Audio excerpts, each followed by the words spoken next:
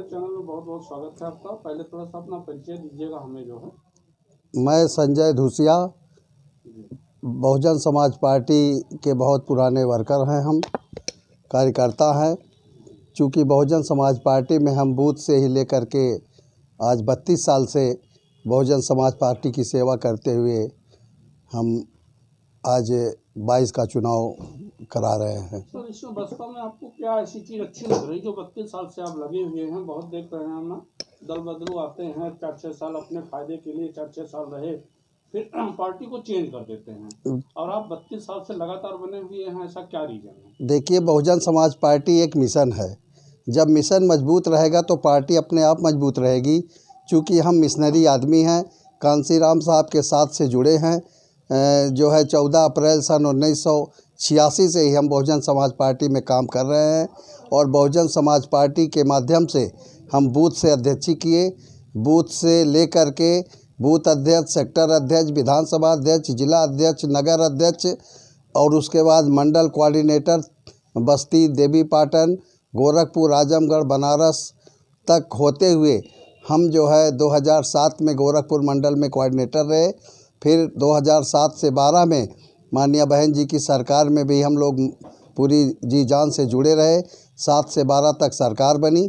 फिर सरकार में बहन जी ने हमको जो है मंत्री का दर्जा मिला। हम जो है शारदा सहायक परियोजना के हम उपाध्यक्ष भी रहे बहन जी के आशीर्वाद से। और इस तरीके से हम पार्टी में जुड़ करके हम बहुजन समाज पार्टी को मजबूती प्रदान करने का काम कर रहे हैं। साल से आप पार्टी को समय दे रहे हैं जी। अभी तक कहीं आपने अपना नामांकन चुनाव कोई लड़े हैं आप पार्टी की तरफ से? अब पार्टी की तरफ से चुनाव तो नहीं लड़े, लेकिन हमारे यहाँ बहुजन समाज पार्टी में कहा जाता है कि हमारे जो पार्टी के वर्कर हैं वो संगठन के लोग हैं, और संगठन के लोगों को चुनाव भी नहीं लड़ा जाएगा। जिस तरीके से सरकार बनने पे हमको बहन जी मंत्री बनाई थी, उसी तरह जब फिर सरकार बनेगी तो हम लोगों को कहीं एडजस्ट किया जाएगा, ये बहन जी का कहना है। आपको कोई मतलब खेद नहीं है कि हमें कोई चुनाव नहीं लड़ने का मौका दिया गया पार्टी के द्वारा? हम देखिए, हम मिशनरी आदमी हैं, हम राजनीति कोई वो नहीं कर रहे हैं कि हमें जैसे जो बिजनेस के टाइप को समझ करके चुनाव लड़ते हैं फिर भाग लेते हैं, जो बगैर पद के नहीं रह पाते हैं वही लोग। लेकिन हम तो बाबा साहब के अनुयायी हैं, मान्यवर साहब के अनुयायी हैं, इसलिए बहुजन समाज पार्टी में मिशन का काम कर रहे हैं।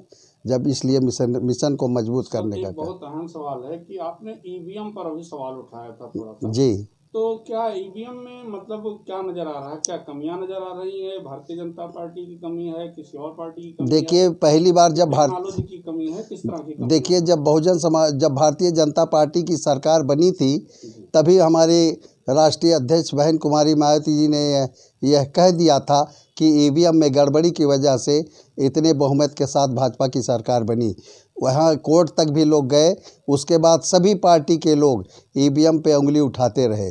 लेकिन इसके बाद भी आज भारतीय जनता पार्टी की पोजीशन बहुत ख़राब है, लेकिन इसके बाद भी भारतीय जनता पार्टी के लोग कहते हैं कि हम 300 पार कैसे? जब गांव से लोग भगाए जा रहे हैं तो 300 पार कैसे हो सकता है? इसलिए जिस तरीके से बहन जी ने आरोप लगाया था, यह सही है कि अगर ईवीएम सही रहा तो बहुजन समाज पार्टी की सरकार बनेगी।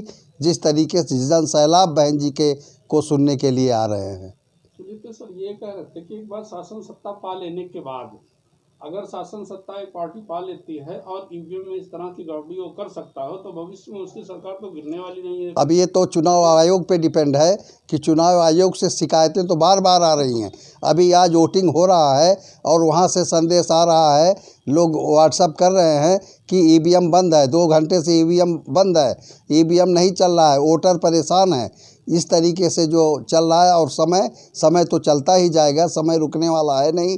2 घंटे से अगर ईवीएम नहीं है तो हमारे वोटर जो इतना वोट देने वाले लोग हैं, इससे वोट परसेंटेज कम होने के सिवाय और क्या हो सकता है? चलिए सर, एक कभी आपने और वो प्रश्न किया था कि जो है आरक्षण को लेकर के, जी, क्या आरक्षण जो है किसको मिलना चाहिए, किसको नहीं मिलना चाहिए, ये थोड़ा सा आप डिस्क्राइब करें जो है। देखिए, आरक्षण जो गरीबों के लिए होता है, जो बाबा साहब ने संविधान में लिखा है, जिसको आरक्षण देने के लिए उन सबको आरक्षण मिलना चाहिए।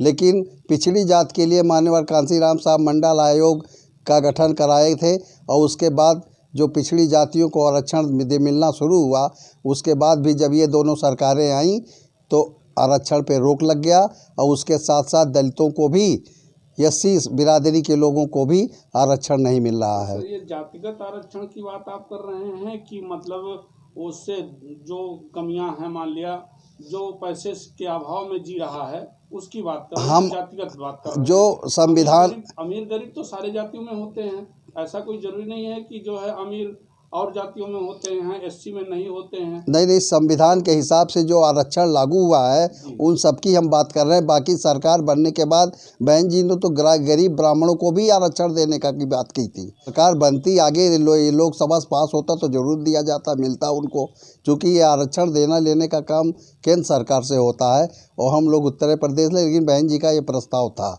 कि गरीबों को आरक्षण दिया जाए, गरीबों को आरक्षण मिलना चाहिए जी, ना कि जातिगत आरक्षण हो। जातिगत आरक्षण के लिए आप क्या मतलब इसकी तरफदारी करते हैं जातिगत आरक्षण की? भाई जात की गणना हो जाएगी तो उसके हिसाब से जो आएंगे सबको मिलेगा, सबको मिलना चाहिए। बिल्कुल जी। सही सवाल आप जवाब कि आपका कहना है कि मतलब ये जातिगत आरक्षण नहीं होना चाहिए, ये मतलब जो है सर्वे कराया जाए, आर्थिक बेस पर अगर आरक्षण दिया जाता है तो ये ज्यादा बेहतर है। जी।